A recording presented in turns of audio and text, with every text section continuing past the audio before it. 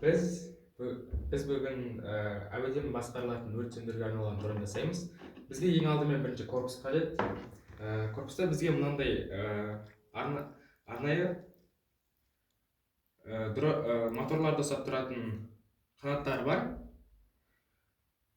Бұларға біз мына моторларды қоямыз.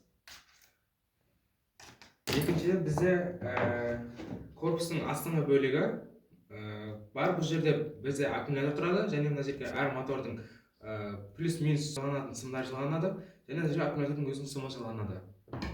Бізде үстіңгі бөлігінде бізде ардуиномен жасаймыз. Ардуиномен жасаған кезде біз ардуиноны осы жерге, және бізге FlySky несінің бізде қабылдағышы бар. Қабылдағышы, және бізде оның пульті бар.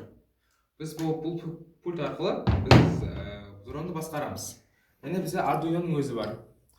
Және бағана айтып кеткен корпусының бізде астынан тұратын шассилері. Шассидің өзінде бізде су тұратын бочкасы болады. Және бізде сымдарды біріктіруші мынандай плата бар. Және бізде GY521 датчигі. Бұл гидроскоп деп аталады. Және бізде моторлар. A2212 моторы 1400 киловольт, және бұл 12 вольтта жұмыс істейді. Бізде керек құрал-жабдықтар бізде паяльник, және паяльниктің өзінің арналған сымы және клейі бар. Және бізде дронды ұшыру үшін бізде мынандай пропеллер бар. Бұлар 16-45 размерінде.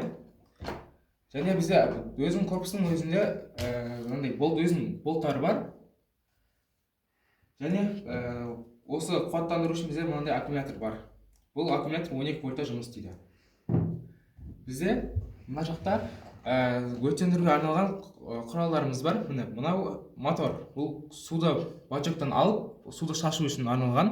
Ал бізде мынау осы моторды басқару үшін контроллер. Бұл моторды басқарады, және бұл ардуиноның плюс-минусы және пиндарын жалғанады. Мынау бізде сервомотор.